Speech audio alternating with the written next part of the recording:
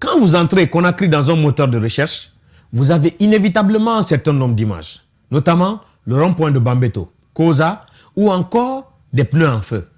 Ne vous étonnez pas, c'est bien ici et c'est bien notre réalité. De Hamdallah à Kagbele, c'est l'autoroute Le Prince. C'est aussi l'axe de la démocratie, dit-on. Mais est-ce vraiment une zone de démocratie? S'il y a bien une chose qu'on ne peut retirer à l'axe, c'est d'avoir été le porte-flambeau des grandes luttes ayant conduit aux différents changements dans l'histoire de ce pays. Tous les combats d'hommes sont passés par là. Et la plus glorieuse ayant conduit à la démocratie est aussi le fruit d'abord de l'axe et des autres zones du pays.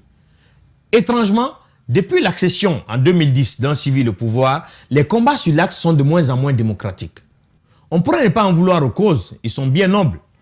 Mais parlons de la démarche. D'abord, la forme de manifestation. Si une manifestation se veut être un mouvement consistant à exprimer ses opinions, elle obéit à des règles dont la principale est de permettre aux autres, ne partageant pas les mêmes opinions, de ne pas se sentir en danger. L'autre condition de la manifestation, c'est surtout la protection et la préservation des biens publics et privés. Maintenant, parlons de la réalité sur l'axe. L'axe est-elle une zone de démocratie? Quant à l'annonce d'une quelconque manifestation, les citoyens y vivants sont pris de peur. Dans une zone de démocratie, les agressions contre des individus ne sont pas admissibles. C'est du brigandage. Et sur l'axe, désormais, plus personne n'est à l'abri. Au nom des luttes annoncées, des petits malfrats prennent le malin plaisir d'agresser et de retirer aux paisibles citoyens des biens qu'ils portent sur eux. Ce qui finalement porte atteinte à la crédibilité des ambitions annoncées par les manifestants. Au regard des victimes, il ne reste qu'une chose. Et vous pouvez deviner quoi? L'axe est-elle une zone de démocratie quand une manifestation est synonyme de destruction de biens publics et privés?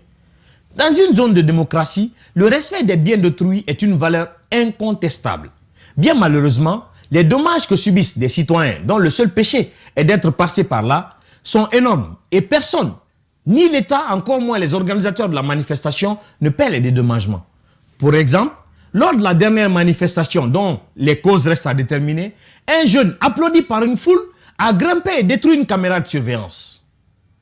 L'axe est une zone de démocratie quand personne n'ose plus y passer pendant les heures de manifestation.